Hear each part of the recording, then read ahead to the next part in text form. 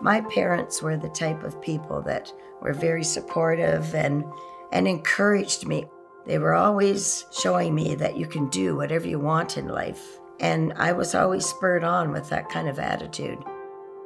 When I was in high school, my mother was very sick.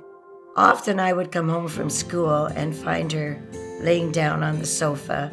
I would say, "Are you okay, Mom?" And she said, "Oh, just grabbing 40 winks." But what was really going on, she was having little heart attacks until finally she had major ones and she died. At the time, I had a younger brother and sister, so I became a mother to them. I tried to give them the strength that my mother gave me and the attitude that you can be what you want to be. Growing up, the only thing I ever wanted to do was to become a teacher. I got my BA while I was still teaching. I had my daughters, was raising them alone, taught all day long. Then I'd go to the college at night. I was 47 years old when I walked across that stage and they handed me my Bachelor of Arts degree. One day, I was in a coffee shop and a fellow I knew was sitting at the counter. He came over and he said, "You know what? I've got someone I'd really like you to meet." So he called me that Friday night, introduced himself, and he said, "I just wondered if you'd like to go out for dinner and for a ride." And so that's how I met Ted. We were in the car and we started off and he just very gently reached over and took my hand.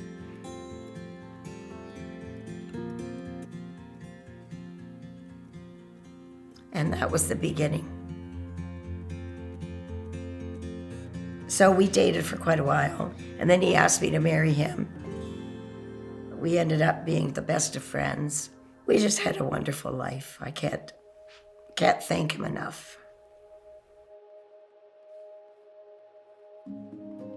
December of '99. My doctor sat across from me and said, "Ruth Ann, you have cancer of the bowel," which was the same cancer my father died of.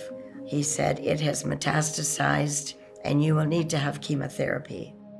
I said, "Just get me better." I said, "I've got a lot to do yet in my life."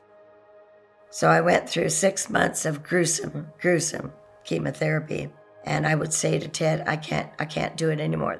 And he would say, "Yes, you can, honey. You can do it. Just put one foot in front of the other."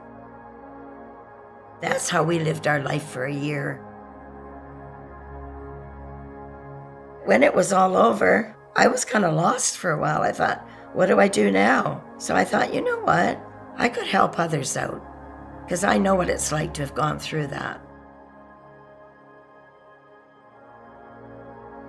As mayor for the town of Lakeshore, certainly we are very proud of her. She's a real role model for others. If there's a need, she's there to try to help. Well, I walked into the VON offices in Chatham and I became a volunteer. I had cancer clients and I met such wonderful people. I'm very proud of that volunteer work. And my husband, what a wonderful, kind, and gentle man. He lost his battle with cancer a little over a year ago. He woke up the one morning with an excruciating pain in his side. He was in the hospital for a month. In through the door came the 6 doctors that were looking after him. They said, "Ted, you have cancer. It's through your whole body, and there is no cure and no treatment. You don't have long." Just before he took his last breath, he said, "You were my whole world." And I said, "You were mine." He couldn't say goodbye, so he chose to say that. So that's the story of Ted. Love of my life. I miss him terribly, but as everyone knows, you must go on. I learned after Ted died, memories are a great thing to have, but sometimes later in life, some memories hurt for the fact that they will never be again. But I don't want to dwell on that because I do have such great memories of fun times and good things and family, and I just have some good memories.